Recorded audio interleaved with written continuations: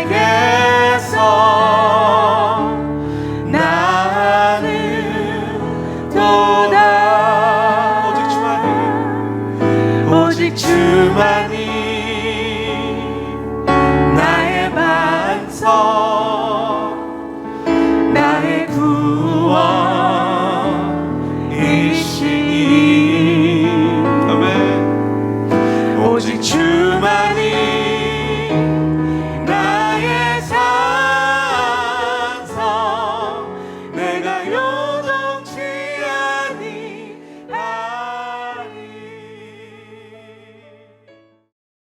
오늘 말씀을 전해주실 폴차 목사님을 소개합니다. 폴차 목사님은 조금 이따 박수 주시고요. 85년도에 17세 나이 때 이민을 오셨습니다. 일찍 이민을 오셔서 대학 시절에 이제 믿음 생활 열심히 하시면서 선교사의 꿈을 품으셨습니다. 그래서 결혼 후에는 2년 동안 필리핀의 그 오지에서 선교 사역을 하셨고요. 선교 사역을 마치고 LA로 다시 돌아오셨을 때는 이제 풀러 신학교하고 켈빈 신학교를 통해서 공부를 하시고 CRC 교단에서 안수를 받으셨습니다. 그리고 안수 받으신 후에 개척교회를 섬기셨고요. LA 지역에서 사회적으로 힘든 처지의 상황에 있는 여러 그 가정들과 개체들에게 성도들에게 그 여러 가지 그분들을 도와드릴 수 있는 케어링하는 특수 사역을 또 오랫동안 해오셨고요. 감당하셨고요. 그 이후에는 플로리다 지역으로 이주하셔서 개척하시는 그 개척 네트워크에 연결이 돼가지고 다민족 문화에 있는 다민족 교회를 또 섬기셨어요. 만들으셔서 섬기시고 설립하시고 5년 동안 이제 사역을 하셨고요. 그 이후에는 미시간으로 이주하셔서 거기서 캠퍼스 사역을 더 집중적으로 연구하시고 적용하신 다음에 그렇게 하셨습니다. 그리고 지난 20년 동안 끊임없이 다양한 여러 가지의 사역으로 교회와 주님을 섬겼던 폴차 목사님을 단위로 모시겠습니다. 박수로 맞아주십시오.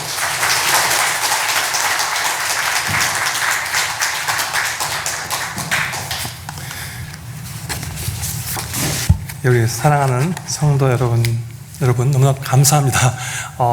너무 좋게 소개시켜 주셔가지고 제가 너무 황송합니다. 제가 이 지역에 온 지 지금 2번째 방문인데 위치가 참 좋은 것 같아요. 환경도 좋고. 근데 장로님이랑 또 얘기를 나눠보니까 이 복음 운동의 요충지로 아주 중요한 위치인 것 같아요. 근데 그만큼 또 영적 전쟁이 심할 거로 봅니다. 아무튼 하나님이 여러분을 부으셨고 놀라운 역사가 일어나기를 기도합니다. 예, 우리 이 시간 말씀 봉독 시간입니다. 다 같이 함께 일어나셔서 말씀 고린도후서 4장 6절 10절 말씀 함께 봉독하겠습니다. 불편하신 분들은 자리에 앉으셔도 괜찮아요. 함께 봉독하겠습니다. 어두운 데에 빛이 비치라 말씀하셨던 그 하나님께서 예수 그리스도의 얼굴에 있는 하나님의 영광을 아는 빛을 우리 마음에 비추셨느니라. 우리가 이 보배를 질그릇에 가졌으니 이는 심히 큰 능력은 하나님께 있고 우리에게 있지 아니함을 알게 하려 함이라.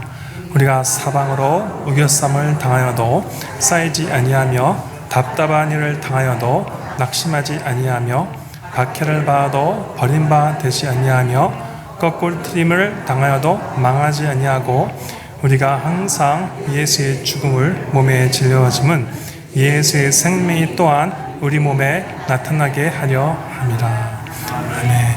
자리에 앉아주세요. 자, 잠깐 기도하겠습니다. 하나님, 이 생명의 말씀이 우리 몸에 살갑 펴게 되어 하시고 하나님의 우리 개인의 삶을 통한 그 의도와 작정, 섭리를 깨달아 알게 하시고 큰 진리의 말씀을 통해서 큰 기쁨과 자유를 누리게 하여 주시옵소서. 감사하며 예수님으로 기도했습니다. 네. 우리 말씀이 우리를 변화시키고 개혁시키죠. 이 말씀이 제 삶을 완전히 업사이드 다운 시킨 말씀 중에 하나입니다. 여기서 배운 것이 있다면요, 어둠에서 빛으로 가는 믿음의 과정이 얼마나 중요한 걸 배웠어요. 다시 말씀드릴게요. 우리 모든 성도님은 하나님께서 부르시고 하나님의 목적을 이루기 위해서 어둠에서 빛으로 가는 믿음의 과정 가운데 있습니다. 결론에 집중하시면 안 돼요. 결론은 하나님이 가장 좋으신 선하신 것으로 인도하세요.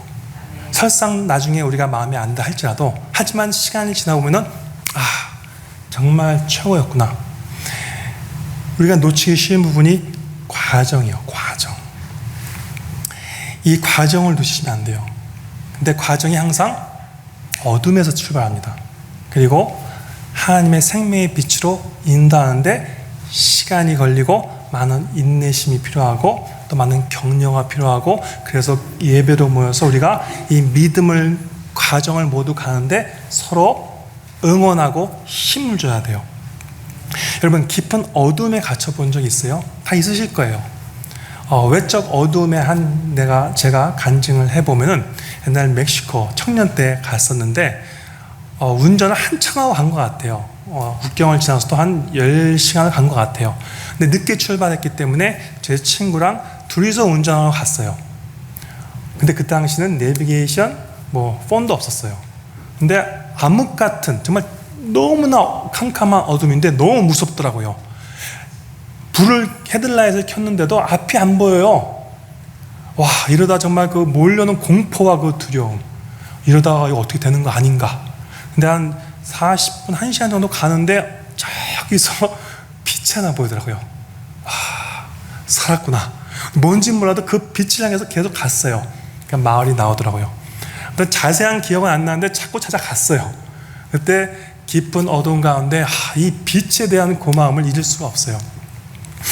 이것은 이제 외적 어둠에 대한 하나의 간증이고, 그러니까 어둠에서 빛을 발견한 이제 감사함의 과정이었고, 또 하나를 이제 간증하고 싶은 것은 내적 어둠에 갇혀 본 적이 있어요. 내적 어둠. 그러니까 뭔가 어려움이 와가지고 시험과 고난 속에서 갇혀가지고 갑갑하고 답답하고 괴롭고 막 원망스럽고, 제 개인적인 직접으로 개인적 연결, 개인적인만 일은 아닌데 제 장모님에 대한 간증을 한번 해볼게요.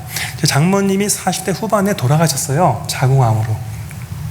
1년 동안 굉장히 고생하시고 항암 치료제를 받으시면서 돌아가셨는데, 우리 이제 제 아내의 어머님이시죠. 아내가 얼마나 괴로워하겠어요. 또 그 형제 자매도 있고, 정말 1년 동안요 매주 모여서, 아마 주중에도 모였어요. 할 수만 있으면 모여가지고 기도하고, 주님 좀 우리 사랑하는 장모님 살려달라고 철학기도, 수요기도, 기도원 많이 갔었어요. 그 정말 인격도 훌륭하시고 인내심도 많으신데 그 차마 못 보겠더라고요. 너무너무 고통스러워하는 모습을. 근데 1년이 지나서 어쨌든 병세는 더 악화되셨어요. 그래서 결국은 이제 임종 순간이 오셔가지고 완전 병원에 입원하셨는데, 이건 누가 봐도 이제 곧 돌아가시겠더라고요. 근데 기억을 해요. 그 과정 속에서 장모님이 두렵고, 두렵지 않겠어요? 그리고 구원의 확신도 정말 별로 없으셨던 것 같고, 본인도 안타깝고. 근데 임종하기 바로 2-3일 전이었어요. 병원을 갔죠. 근데 벌써 이제 그 모습은 돌아가기 일보 직전이에요. 완전히 얼굴이 딱 노래요. 저도 아직도 기억이 나는데 다 노래요. 그래서 돌아가시겠구나. 근데 놀라운 변화를 감지했어요. 그 전에 분명히 알잖아요. 보면 무섭고 떨리고 괴롭고, 근데 웃고 계시는 거예요. 아니, 이게 무슨 일이지? 근데 좀 신비적인 얘기인데, 이렇게 방 안에 이렇게 있는데 웃으시면서 저기 보라고 코너, 지금 날 데려 하얀 천사들이 왔대요. 그래서 어디냐고. 그리고 꿈을 꾸셨어요. 근데 꿈을 꾸셨는데 이 간증을 하시는데, 이 세상에서 저 천국에 연결된 다리로 본인이 엉금엉금 기어가시는데 저편에서 빛을 봤대요. 그 빛이 얼마나 놀랍고 밝은지 거기 끌려가는 거예요. 지금 막 가는 거예요. 그렇게 하셨는데 하시는 말이 나는 간대요. 난 빨리 간대요. 웃으시면서. 그리고 걱정하지 말래요. 내가 너희를 기도해 줄게. 아니 분명히 우리가 지금 위로받는 우리가 위로를 하고 계셨는데 본인이 우리를 위로하고 계셨어요 지금. 그리고 돌아가셨어요 평안히. 그 1년 동안이 여러분 사실은 우리가 하나님 믿는다고 했지만은 정말 갈수록 그 아시죠? 원망. 어떻게 하나님이 이럴 수가 있는지. 근데 마지막에 그 어머님이 그 생명의 빛을 본 거 아니에요? 그 깊은 어둠을 통과하면서 그걸 통해서 그 짧은 간증을 통해서 이 온 가정에 미치는 그 평안. 지금까지도 그래요. 온 가지 그걸 통해서 연합되고 하나 되고 신앙은 뭐 더 하나님께 헌신하고 막 선교사 나가고 그래서 아주 놀라운 열매를 맺은 기억이 나요. 제가 얘기를 왜 하냐? 여러분 우리는 하나님의 성도죠. 하나님의 교회로 선택을 받은 성도거든요. 성도한테는 여러분 끊임없이 다가오는 깊은 어둠이 있어요. 그 어둠을 시험과 고난과 환난이라고 말할 수도 있어요. 하나님이 작정한 의도 가운데 옵니다. 왔고 오고 있고 계속 올 거예요. 부끄러워하시면 안 돼요. 이게 나쁜 게 아니라니까요. 세상 사람들도 시험과 고난과 환난이 와요. 근데 그 아직 믿지 않는 가운데서는 그냥 운명팔자라고 여길 수 있어요. 믿는 성도한테는 이 믿음의 과정을 통과할수록 우연이라는 건 없어요. 물론 우연처럼 보여요. 내가 팔자가 왜 이래서 뭐 심지어는 내 조상다까지 할 수 있는데 아니에요. 하나님이 그래서 믿음의 과정을 통과하시면서 분명한 영적 사실을 확인해 주려고 끊임없이 이 어둠이 옵니다. 그뿐만 아니라 이제 일단 말씀을 보시면 알겠지만은 믿음의 과정을 통해서 목적지가 확실해요. 여러분이 생각하시는 여러분은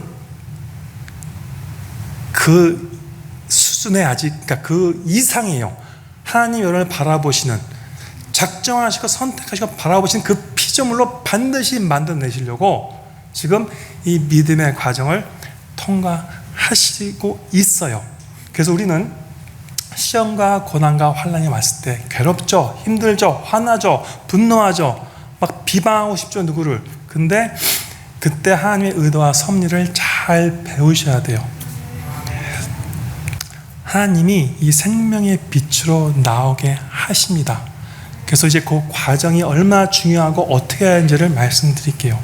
오늘 본문을 이해하시려면은 그 바로 그 윗절을 보시면 알아요. 뭐 전체 서신서의 흐름을 다 보면 좋겠지만은 5절, 4절, 5절에서 나와요. 사도 바울이 왜 오늘 본문 얘기를 하는지를. 그 중에 이 세상의 신이 믿지 않은 자들의 마음을 혼미케 하여 그리스도의 영광의 복음의 광채를 비치지 못하게 함이니 그리스도는 하나님의 형상이니라. 이 세상의 신이 누굴까요? 세상의 신은 하나님밖에 없어요. 근데 세상의 신은 인간이 만들어낸 거죠. 인본주의, 각종 사상, 신념, 뭐 종교적인 믿음들. 근데 이런 것들이 너무 세상에 많은 거예요. 특히 코로나를 통해서 여러분 피부로 느끼시죠. 너무나 각자 주관도 세워지고 교회에서 보니까 정치적인 것 때문에 막 나누고 싸움도 많아요. 각자 자기 신념이 있기 때문에 그것이 뭐 얼마큼 맞고 틀린지는 모르겠지만 아주 코로나 기간을 보면서 저도 미국에 한 35년 산 것 같은데 이런 걸 본 적이 없어요. 단순히 뭐 경제가 나빠지고 하는 게 아니라 사람들이 분리되고 싸우고 다투고 혼미케 됐어요. 혼미라는 거는 누가 진짜인지 모르겠어요. 뭐가 진짜 맞는 소리인지 모르겠단 말이에요 지금. 그리고 이상한 막 풍수에 빠지고 떠나고. 바로 5절에 답이 나와요. 어떻게 해야 될까요 우리 지금? 그냥 당하고 있을까요? 수동적으로 기도하고 있어요? 하나님 도와주세요?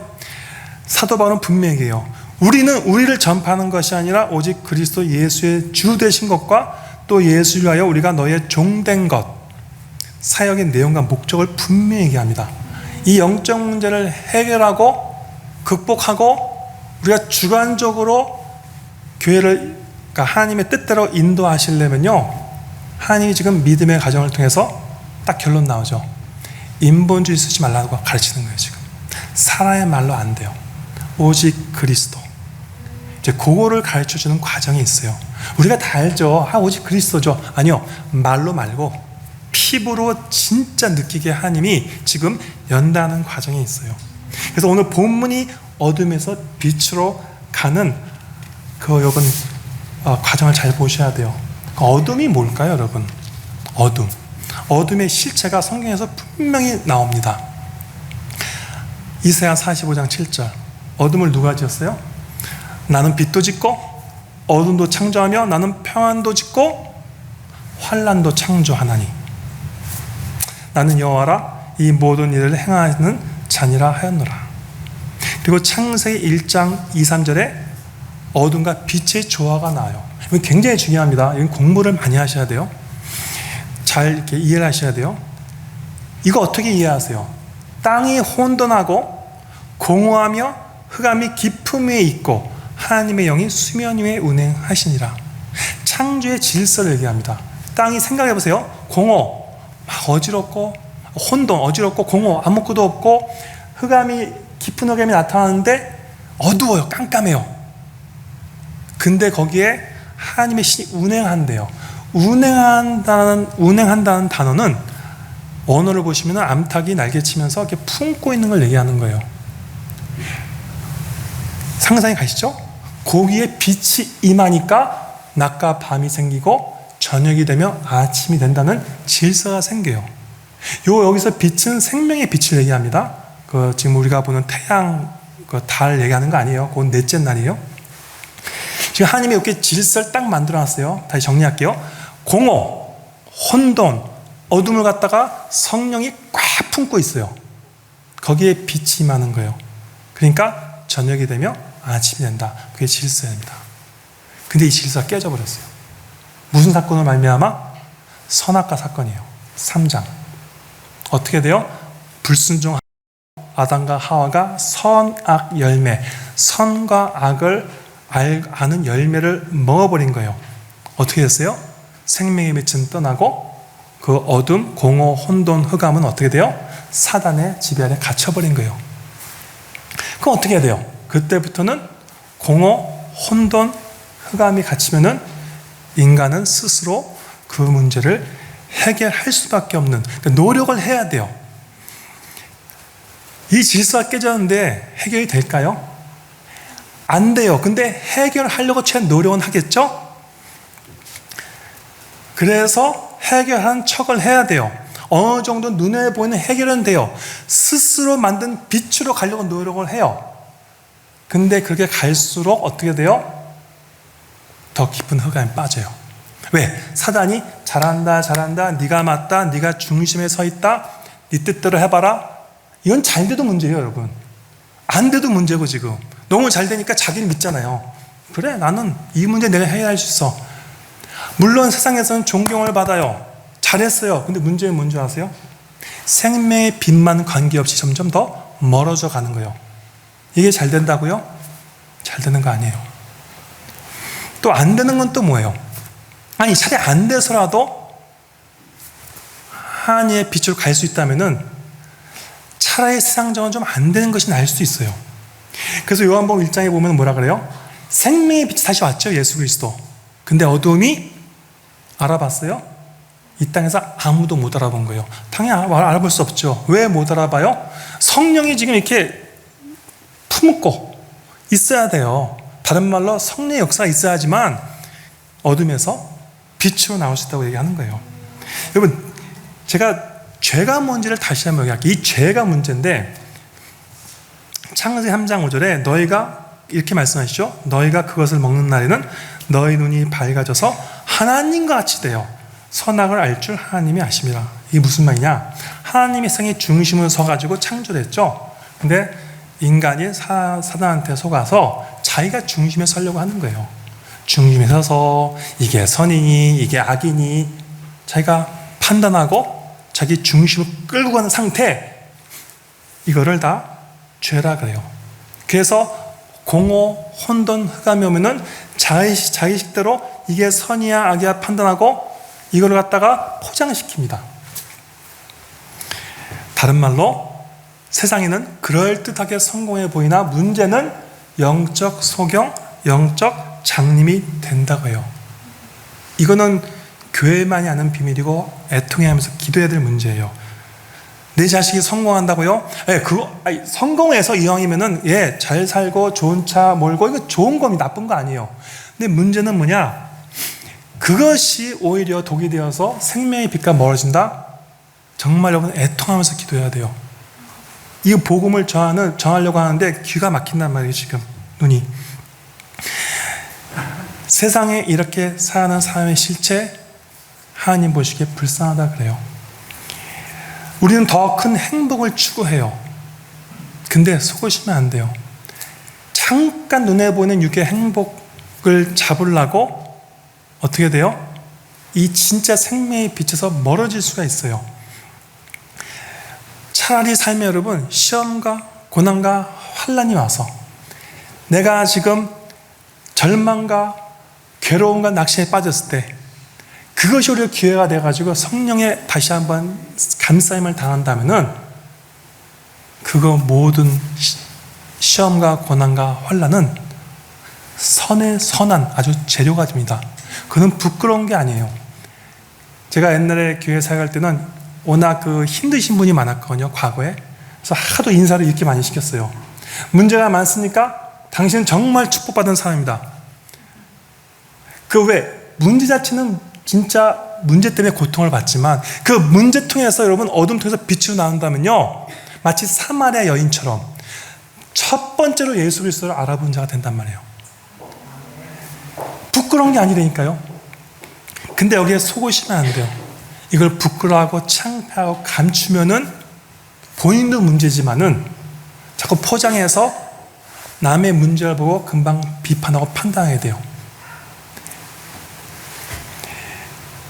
이 지금 가면 갈수록 여러분 공허, 혼돈, 허가의 문제가 많아요. 아니 이렇게 먹고 잘 사는 미국 땅에서 너무 많아요. 제가 전도 사역하고 학원 사역하고 아무튼 그런 기회가 많았었는데 어린애들은 말을 못해요. 잘 표현을 못하지 않습니까? 그래서 안케이트를 조사하거든요.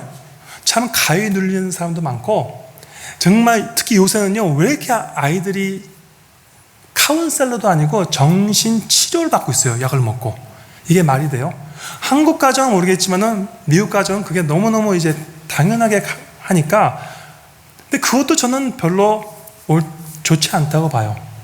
그러니까 방법이 없으니까 이렇게 하는 거예요. 급하니까 카운셀러 보게 하고 약 먹게 하고 아주 우울증, 조울증 증상이 사실 우리 뭐 나이 들어서 뭐 좀 그런 겪는 건 줄 알았더니 그게 아니라 어린애들도 그렇게 겪고 제가 사역을 해보니까 미국 교회에서도 목회자 안에서도 젊은 사역자인데 너무 밝고 잘하는 것 같은데 보니까 갑자기 기도 제목을 내놓더라고요. 자기 지금 그 정신 치료를 받아야 한다고. 너무 못 내렸어요. 아니 왜? 영적 문제에 갇힌 사람이 너무 많습니다. 그래서 진짜 큰 죄는 뭔지 아세요? 영적 문제에 갇혔으면 영적으로 풀면 돼요. 그건 오직 그리스도. 근데 그것조차 교회에서 말을 못한다면은 그 교회는 진짜 회개해야 돼요. 아니 세상에서 말할 수 없는 문제를 갖고 와서 해결할 수 있는 곳이 교회밖에 없어요. 왜? 그건 오직 그리스도이기 때문에. 우리는 지금 창조의 법칙에 새로 회복된 사람들이에요. 이 창조의 법칙에 벗어날수록 본인은 알 거예요. 뭔가 된 것 같으나 조급하고 비판적이고 무자비함에 속히고 자기도 자유 못하니까 남을 구속하는 말과 행위가 나와요. 제가 누구를 지금 뭐 비판하는 것이 아니라 제가 그랬어요, 사실은. 근데 거기서 정말 죽다 살아나는 경험을 통해서 이 믿음의 과정을 배우는 거예요. 이러다 난 큰일 나겠구나. 이러다 난 내 자녀가 죽겠구나. 정말 눈물로 배우면서 나은 거예요. 그러니 알겠는 거예요. 오직 그리스도밖에 없구나. 나를 살릴 분은. 여러분 확인할 게 있어요. 우리에게는 이 큰 기쁨의 소식이 우리한테 이미 왔다는 거예요. 이미 왔어요. 감정에 따라 신앙을 생각하시면 안 돼요. 감정도 필요하지만. 말씀 볼까요? 마태복음 4장 16절. 흑암에 앉은 백성 이 큰 빛을 보았고 사망의 땅과 그늘에 앉은 자들에게 빛이 비쳤도다 하였느니라. 우리 시작은 다 똑같아요. 우리도 죄인의 자리에서 시작했어요. 근데 어떤 분은 그럴 거예요. 나는 그렇게 흑암에 앉은 백성이 아닌 것 같은데, 하나님이 계속 보여주실 거예요. 흑암이라는 게 꼭 내가 뭘 잘하고 잘못하는 걸 얘기하는 게 아니에요.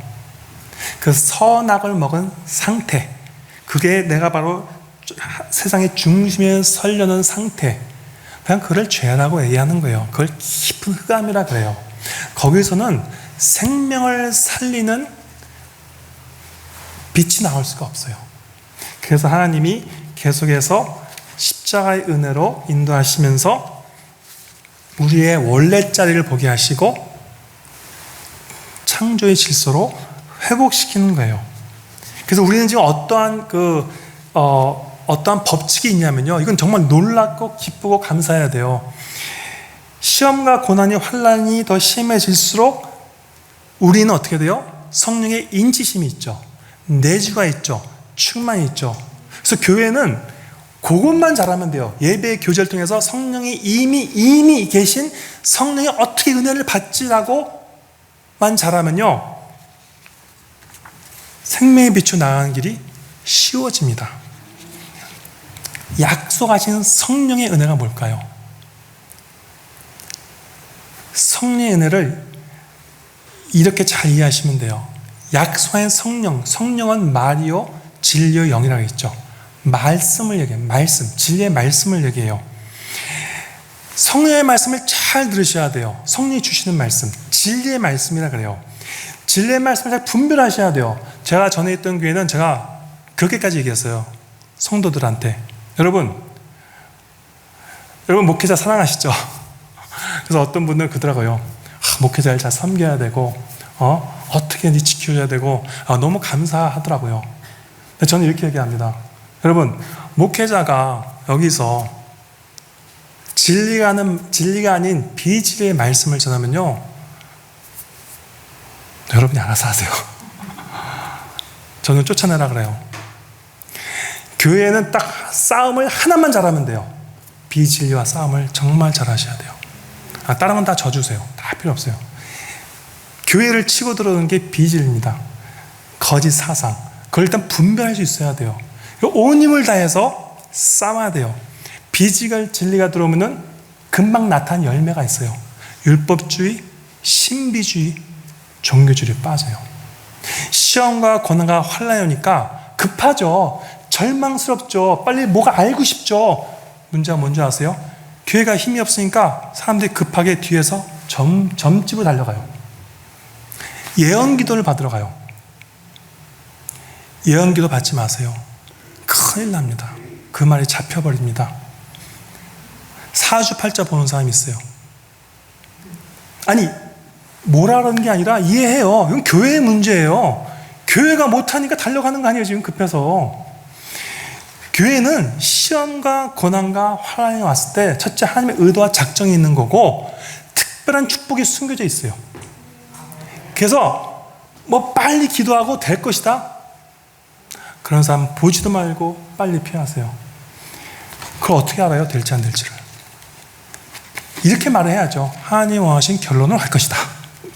근데 중요한 거는 뭔가 배우고 나와야 된다. 분명히 하나님의 숨겨진 의도와 작정이 있다. 그것이 바로 교회가 모여서 힘써 서로 지켜주고 기도해주고 교제에 힘써야 돼요. 그래서 시험과 고난은 정말 생명의 원초적인 생명의 빛으로 나가는 선의 재료예요. 나쁜 것이 아니에요. 그게 부끄러워 창피하면요, 큰일 납니다. 그래서 옛날에 제가 사람을 많이 만나다 보니까 어떤 교회도 방문해 봤는데 구역 모임에 가봤어요. 근데 구역 모임을 하다가 어떤 계기가 돼서 그 구역장 하시는 분의 문제가 드러났거든요. 근데 그분이 놀라시더라고요. 아니, 내가 이것을 말해도 되나? 나는 구역장인데. 무슨 말인지 아시겠죠? 내가 어디 좀 믿음 없이 보이잖아요. 이렇게 믿음이 좋은 사람이 어디 이런 문제를 당할 수가 있어요. 잘못된 거죠. 여러분이 믿음으로 선택된 귀중한 사람이라면요, 준비하세요. 계속 시험, 환난, 고난이 와서 연단시킬 겁니다, 여러분을. 교회에서 그 말을 할 수 있는 영적 분위기를 만들어 주셔야 돼요. 제가 어느 알라바마 지역 가서 전도한 계기가 됐어요. 막 전도하면서 이제 들어가서 만나고 얘기하고 하는데 어떤 그 사업을 하시는 분이 어느 교회 다니십니까? 하니까 어느 교회 다니신대요. 교회가 또 자랑도 하시고 얼마나 좋은 교회인지 모르겠어요. 그러다 이제 저 또 뭐 말씀도 전하고 막 그러는데 갑자기 듣더니 목사님 사실은 진짜 할 말이 있는데 좀 들어보실래요? 그때 뭐예요? 사실은 우리 남편이 귀신을 본대요. 밤마다. 어떻게 해야 돼요? 너무 괴로워 죽겠대요. 아니 조금 전만 해도 지금 뭔가 다 괜찮으시게 얘기하시더니 너무 급해서 얘기하는 거예요. 그래서 제가 아니 그러면은 빨리 가서 목사님한테 얘기하시고 저기 직분자들을 불러서 해야죠. 근데 그분이 뭐라고 얘기하신지 아세요? 이거 교회 가서 얘기하면 큰일 난대요. 다 소문이 퍼져가지고 큰일 난대요. 여러분, 교회에서는 하나님이 이러한 성도들에게 깊은 흑암을 계속 드러내세요. 놀라지 마세요. 뭐 저 사람한테 저런 게 있었다고? 아니 나한테도 있어요. 아직 안 드러났을 뿐이지. 근데 하나님이 드러내서 치유하시고 감싸줘가지고 생명의 빛으로 가게 하신다니까요. 그러니까 여러분은 이런 말 하셔야 돼요. 어떻게 그런 문제가 있어요. 하나님의 큰 축복이 임하시겠네요 라고 얘기해 주셔야 돼요. 일단은 막 속을 놀라면서 아니 저 사람은 저렇게 믿음이 없어? 저 사람 뭐 잘못한 거 아니야? 뭐 조상이 죄를 졌어? 큰일 납니다. 아니요. 여러분이 사랑하셔서 하나님이 지금 의도하사 귀한 믿음의 과정이 있는 거예요. 그래서 여러분 불시험이 사랑하는 성도에게 온다 안 온다? 계속 온다. 그때 여러분 팁을 드릴게요. 아시는 분은 알겠지만 광야로 나가세요. 사람의 말을 듣지 마세요. 우리 인간은 문제를 당하면요 자기가 원하는 답이 있어요. 그래서 친구 불러다가 막 들으면요 그래 맞아 그러면요 속이 시원합니다. 답은 안 돼요. 모세 보고 신발을 벗으라 그러죠. 거룩한 인재가 있는 광야로 나가세요. 근데 광야는 아무 곳이나 괜찮아요. 하나님과 교제할 수 있는 그곳으로. 거기서 여러분 괜찮아요. 다 쏘아 넣으세요. 내 안에 있는 온갖 원망, 비방, 분노 다 쏘아 넣으세요. 하나님과 교제하세요. 하나님 만져주실 거예요. 그리고 거기서 여러분 인내하세요. 그리고 여러분 굳이 사람을 만나야 되겠다. 믿음의 사람과 만나세요. 믿음의 사람은 믿음의 말을 하는 사람의 말을 들어야지 그 힘들고 어려운데 인본적인 말을 들으면 불을 지핍니다. 믿음의 사람의 말을 들으세요. 근데 그럴 때 여러분 어떠한 일이 생기냐 내 안에서 놀라운 변화가 감지돼요. 제 얘기하는 거예요. 우리가 문제를 당하면 애통하죠. 애통이 뭐예요? 어떻게 이렇게 안 될 수가 있어? 막 절망하고 막 진짜 누구를 막 비방하고 싶고 너 때문이야 막 하고 싶잖아요. 근데 그 육신적 애통이 예수님이 말한 천국의 애통으로 바뀌어요. 애통한 자는 복이 있나니 천국의 위로를 받을 것이요. 그 애통은 뭐냐면요 육신적 애통에서 넘겨온 어둠에서 빛으로 넘겨온 무슨 애통이에요?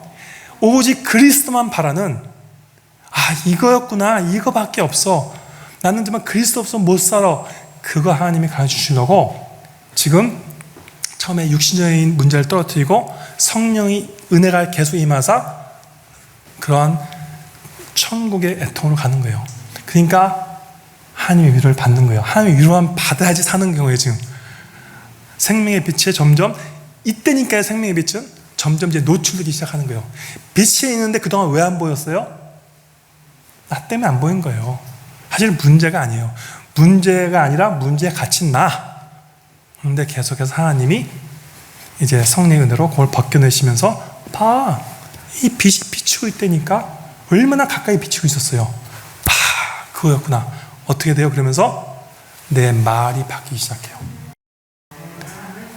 제가 너무 부끄러워서 우리 아내가 있지만은 저도 다혈질이고 예전에 성격도 급하고 말이 앞서가고 자녀가 4명이거든요. 정말 지금이야 감사하지만은 거의 자녀를 갖다가 무자박이하에 정말 죽일 뻔했어요. 근데 완전히 죽다 살아난 경험을 통해서 정말 더디 걸렸어요. 근데 말이 변하니까, 그리스도가 나오기 시작하니까 제가 살고 애들이 살기 시작하고 애들과 저와 친구가 됐어요. 복음은 저와 여러분과 친구가 되는 거지 스승과 제자 되는 게 아니에요. 가정도 마찬가지예요. 처음에는 아버지와 자녀지만요, 복음이 들어가면요 친구 관계 돼요. 예수님이 뭐라고 했어요? 너 나를 선생이라 부르지 마, 친구라 불러. 무슨 친구요? 생명의 떡을 나눠주는 친구.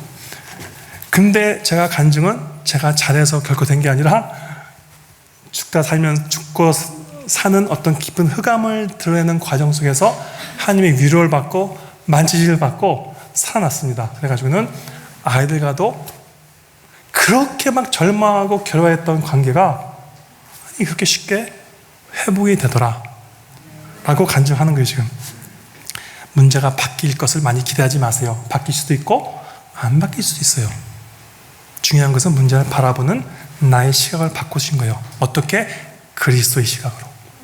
그리스도의 말과 행동을 지금 나를 통해서 연단시켜서 나타나게 하시려고 그냥 어떤 문제를 터뜨린 거예요. 그 문제에 너무 집착하지 마세요. 그 문제가 없어지면요 또 다른 문제가 올 수 있잖아요. 그거를 객관하라 그래요. 너무 주관화시키지 마세요. 그래서 여러분 베드로를 보시면은 하나님이 베드로를 완전히 무너뜨리는 과정을 아시죠? 얼마나 창피했겠어요. 여러분 그 순간을 생각해 보세요. 예수님 저주하고 부인하고 도망갔을 때 그 사람은 거기서 인생 끝난 거예요. 그냥 어디 갈 데가 있어요. 인생은 완전히 망가진 거죠. 그리고 베드로 놀랐을 거예요. 자기가 최고인 줄 알았는데 자기가 몰랐던 막 깊은 흑암이 확 올라와가지고는 의도치 않게 막 저주하고 부인하고 도망가지 않았습니까? 거기까지만 보면은 야 이거는 인간도 아니죠. 근데 하나님은 아셨죠. 그래서 뭐예요? 이 믿음의 과정으로 들어가는 하나의 그러니까 은혜였어요. 은혜. 그래야지 어떻게 돼요? 깊은 흑암에 들어가니까 성령이 오셔가지고 감싸 주니까 어떻게 돼요? 약속했던 성령이 오시니까 베드로가 어떻게 됩니까? 그 말과 내용과 말이 바뀌니까. 아니 무슨 설교를 보니까 한 10분밖에 안 한 것 같은데 3,000명의 회개가 돌아와요. 4,000명이 돌아오고 그 베드로는 옛적의 베드로가 더 이상 아니에요. 마태복음 16장에 이미 하나님이 약속하셨던 내가 너 그리스도 터 위에 반석의 교회를 세울 거야. 그 새로운 피조물로 나온 상태이기 때문에 하나님의 복음에 오직 그리스도만 전달하는 생명의 복음자가 됩니다. 그래서 여러분 이런 믿음의 과정을 통해서 오늘 7절을 보시면 하나님이 보배와 질그릇의 연합으로 인도하시는 거예요.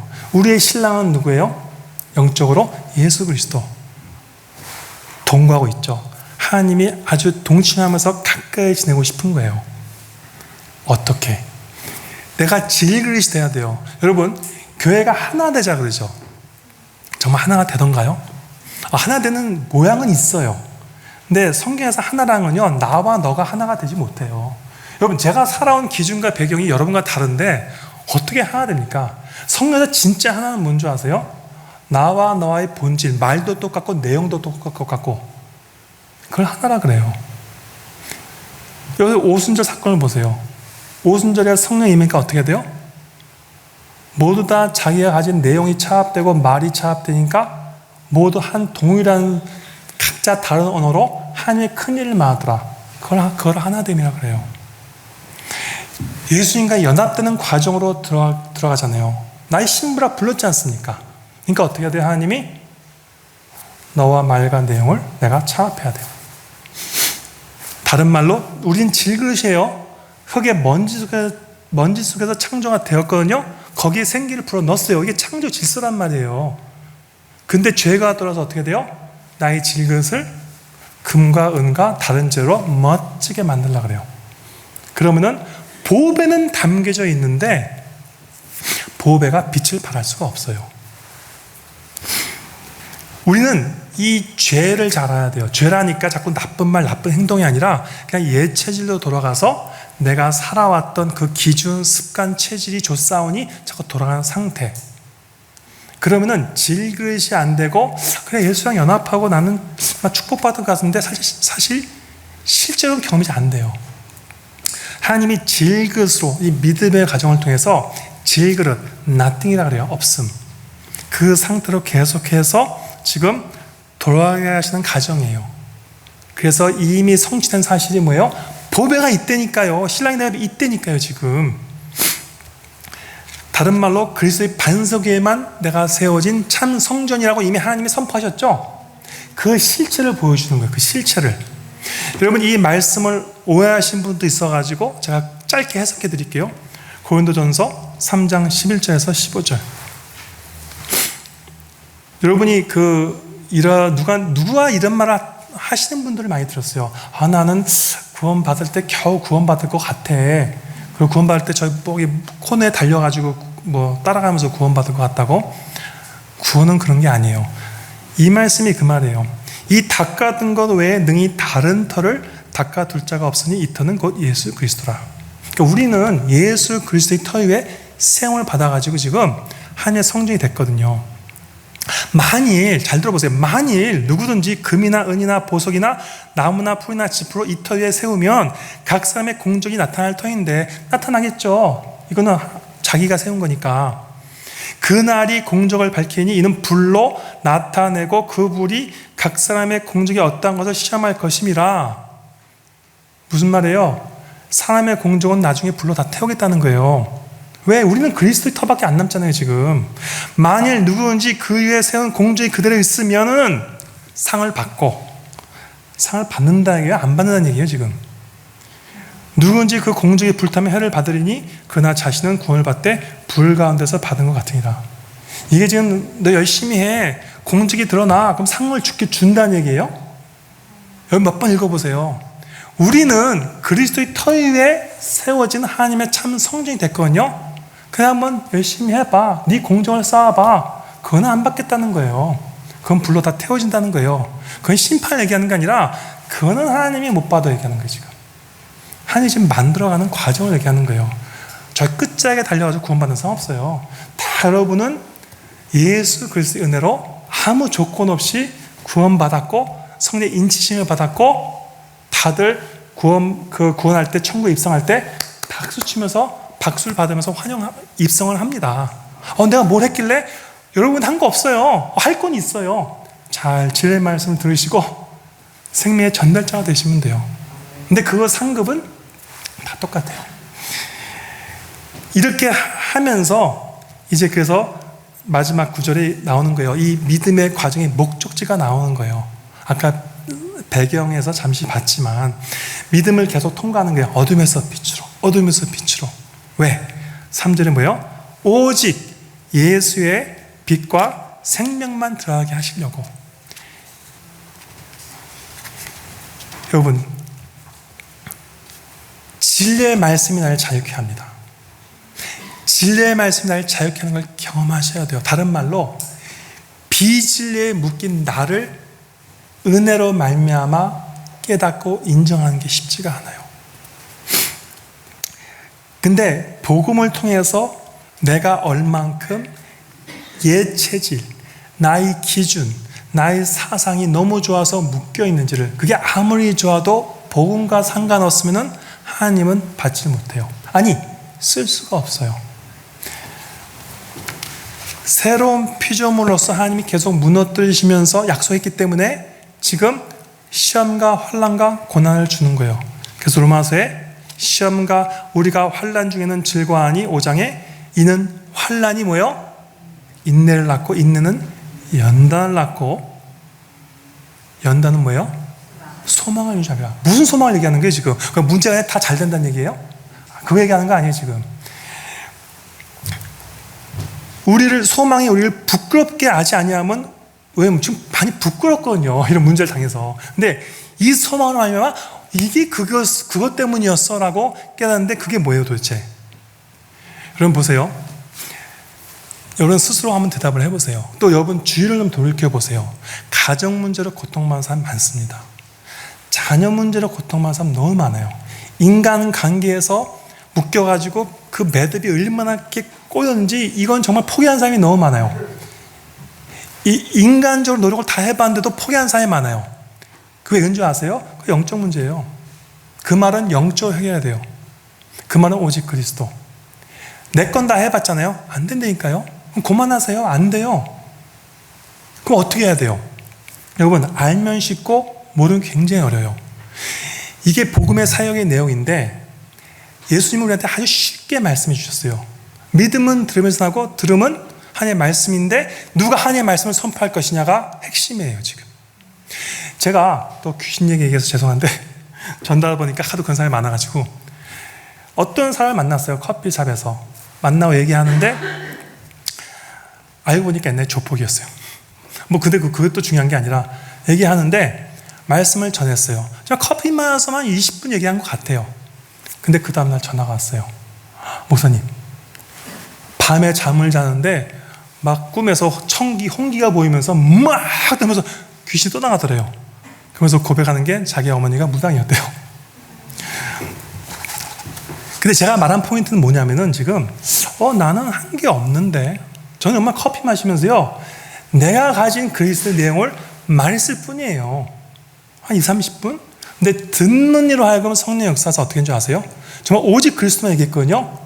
그분은 일생일대에 정말 묶였고 남에게 말도 못했고 창피했던 옛날에 조폭이 되면서요 맨날 밤마다 시달리단 말이에요 지금. 근데 그게 나와버렸어요. 제가 그 케이스 몇 케이스가 더 있어요. 근데 시간상 근데 제가 말한 포인트는 하나님 우리한테 이 복음이 얼마나 능력 있고 파워풀하고 쉽고 재밌는지를 가르쳐주는 거예요 지금. 오늘 많은 사람들이 수많은 영적 문제가 있어요. 그 말은 인간적으로 힘을 막 써도 안 되는 문제. 어떻게 하면 좋을까요? 여러분 지금 코로나로 많이 뭐 경제 정치적으로 힘들다 그러죠. 우리 교회는 어떻게 해야 돼요? 나가서 막 우리도 시위도 할까요? 어떻게 교회는 어떻게 해야 돼요? 이런 논쟁이 있죠. 교회인가 세상은 어떤 관계인가? 어때요? 뭐 세상이 어떻게 되든 그냥 무관심할까요? 아니면 우리도 뭐 여기서 정말 좀 국회의원 나가서 막 좀 크리스찬이 국회의원 가가지고 뭐 세상을 좀 뒤집어놔야 되는 거 아니에요? 여러분 아니에요. 여러분 성경에서 분명히 답이 나와 있지 않습니까? 무너지지 않을 것 같은 여리고성 무너졌어요? 안 무너졌어요? 어떻게 무너졌어요? 너무 쉽지 않아요? 하나님 말대로 뭐예요? 기도하면서 함께 하나가 되어서 오늘 말하면 오직 예수 그리스도를 선포했더니 결코 무너지지 않을 것 같은 여리고성이 무너져버려요. 가정, 자녀의 삶, 모든 현장 속에 여리고성이 있어요. 바벨탑이라 그래요. 근데 그거는 내 것이 먼저 무너지고 그리스도의 생명을 비추어 나온 자들은 알아요. 확신이. 그리스도밖에 없는 거예요. 복음밖에 없는 거예요. 그래서 그 소망이 크다고 얘기하는 거예요. 시험과 고난과 환난을 통해서 이제 뭔가 보이세요? 하나님 뭘 하시는 거지 나를 통해서? 나를 사용하시려고. 왜 나? 이렇게 연약한 나?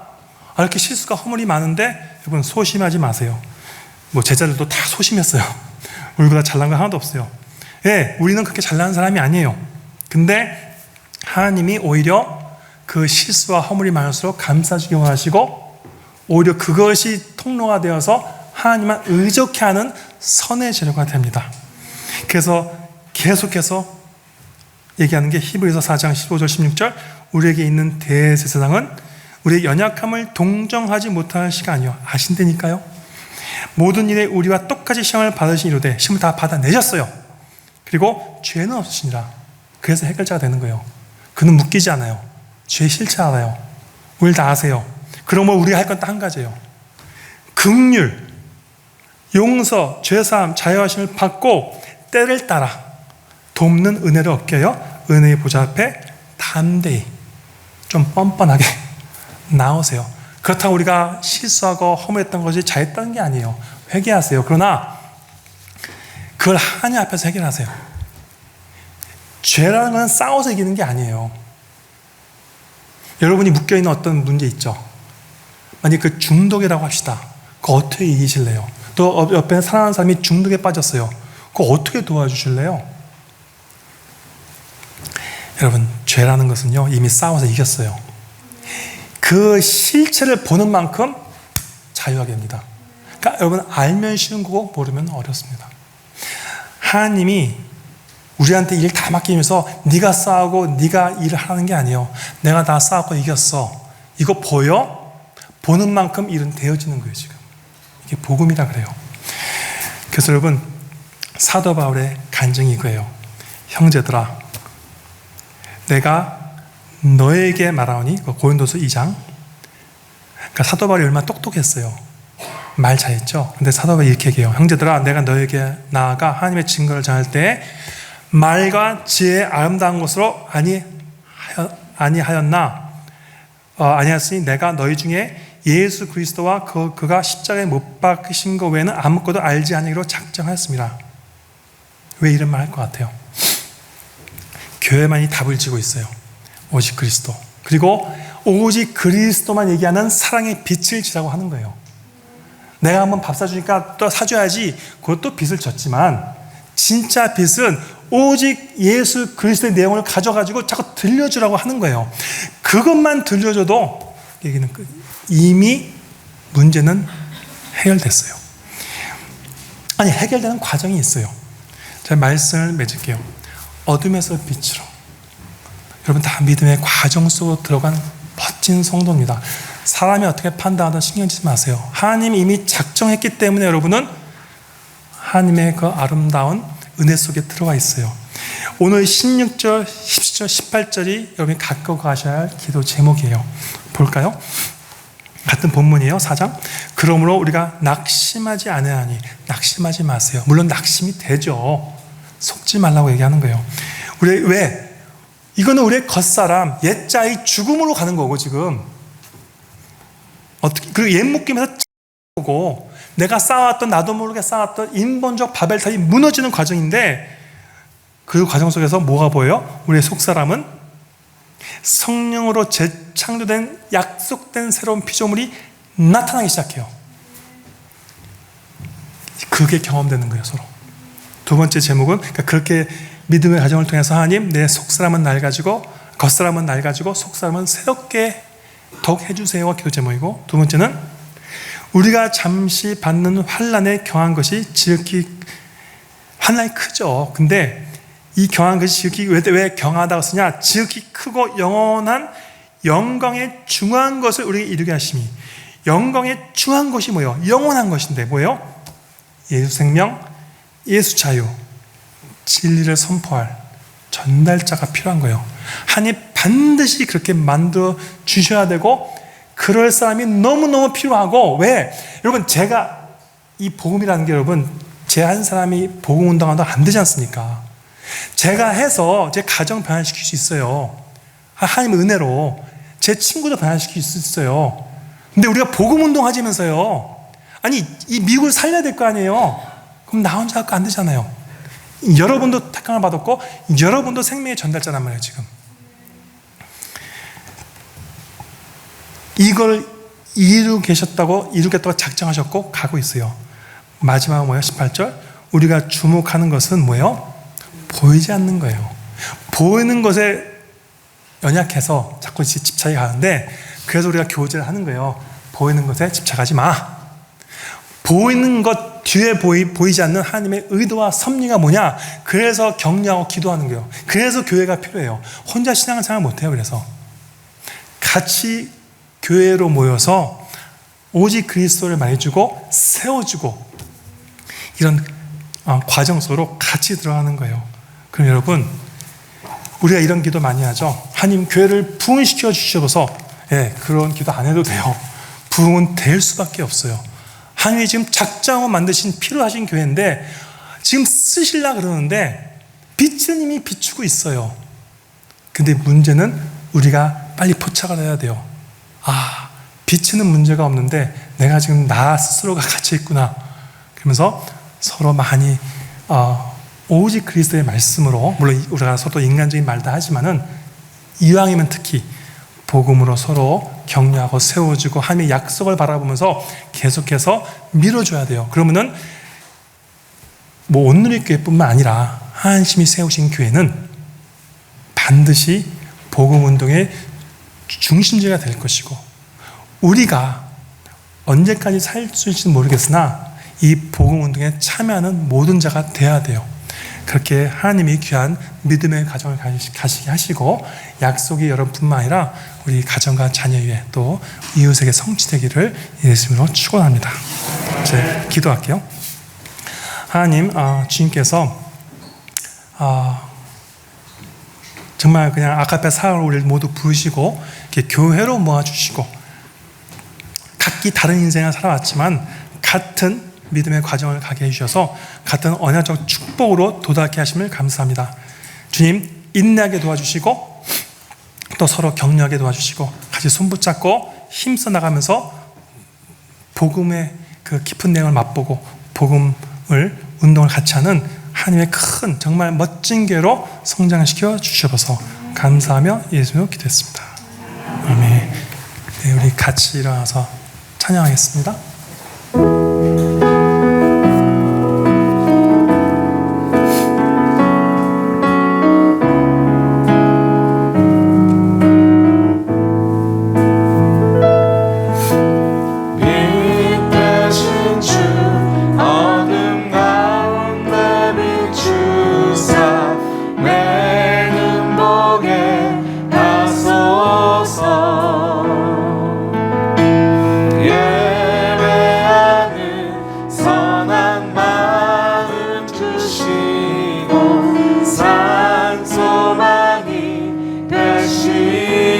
다시 한번 빛 대신 주, 빛 대신 주, 어둠 가운데 비추사 내 눈보게 하소서.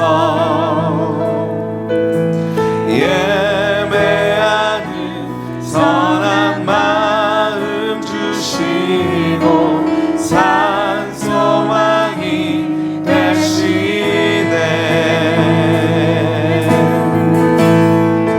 나 주를 경배하리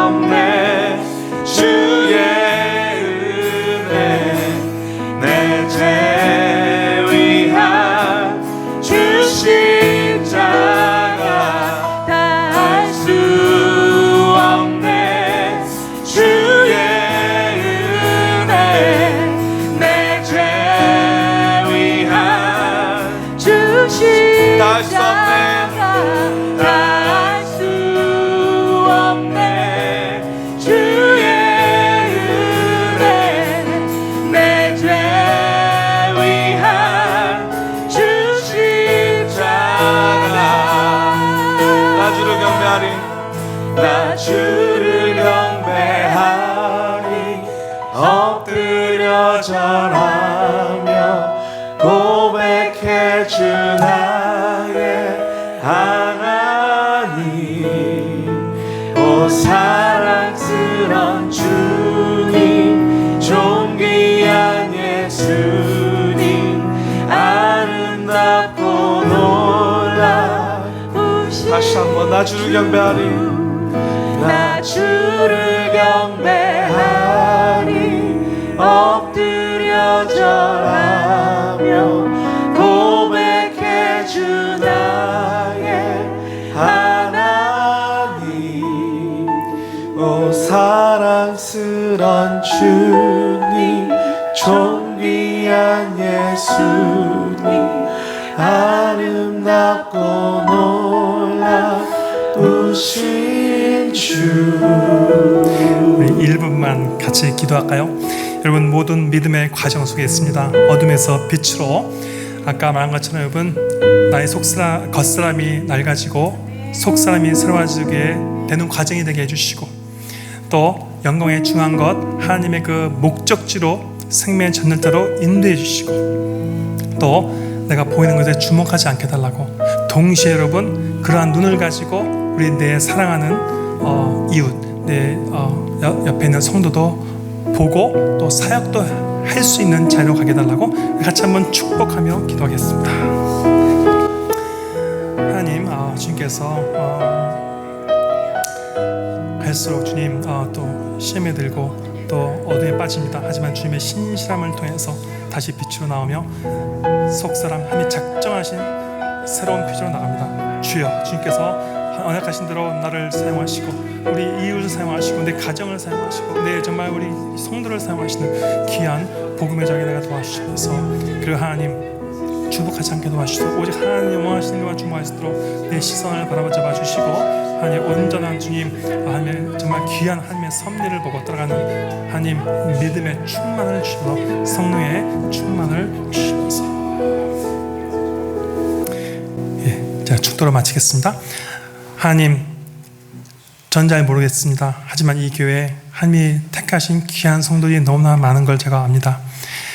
주님, 마음을 위로해 주시면서 특히 주의 일을 하느라 당연히 고난이가 시험이 올 수밖에 없는데, 주님 얼마나 마음이 또 상한 부분도 있을 거고, 하지만 또 당연히 하나님께 주신 귀한 축복 때문에 기쁨도 느꼈겠고, 하지만 이 교회가 단순히 이 지역 교회를 넘어 하나님이 작정하신 놀라운 그 복음의 운동을 위한 목표가 있음을 저희가 압니다. 주여, 은혜의 은혜를 더하시고 성령의 그 약속하신 성령, 진리의 말씀을 더욱더 사먹게 하시고 들리게 하시고 나누게 하시고 선포케 하시고, 그래서 서로 살아나 주님 하나님의 원하시는 정말 오직 그리스도 생명의 전달자들이 많이 나오는 교회가 되도록 인도하여 주시면서, 지금 또 아프고 힘든 가정이 있음을 들었습니다. 주여, 그 절망을 누가 알겠습니까? 하나님이 그런 과정을 통해서 성령의 깊은 위로하심을 경계하시고 온 가정이 또 온 이웃이 이 과정을 통해서 진짜 하나님의 언약한 축복받는 계기가 되도록 인도해 주시고, 또 하나님 빨리 건강을 회복해서 하나님 복음 사역에 참여할 수 있도록 도와주시면서, 드린 모든 또 시간, 노력, 또 헌금 위에 주님께서 함께 하시고, 주님 귀한 하나님의 언약대로 차고 넘쳐서 하나님 나라 왕국, 하나님의 그 귀한 복음에 우리나라 세우는 귀한 또 과정이 되도록 인도하시고, 지금 강건함으로 허락하여 주시면서, 지금은 우리 예수 그리스도의 은혜와 하나님의 크신 사랑과 성령의 교통하심이 이 믿음의 과정을 성령의 은혜로 말미암아 잘 통과해서 하나님이 작정하신 생명의 전달자가 함께 되고 복음의 운동을 하기 위해 다시 헌신하고 희생하는 귀한 하나님의 성도들 위해, 그 가정 위에 자녀들에게 지금부터 영원히 함께할지어다.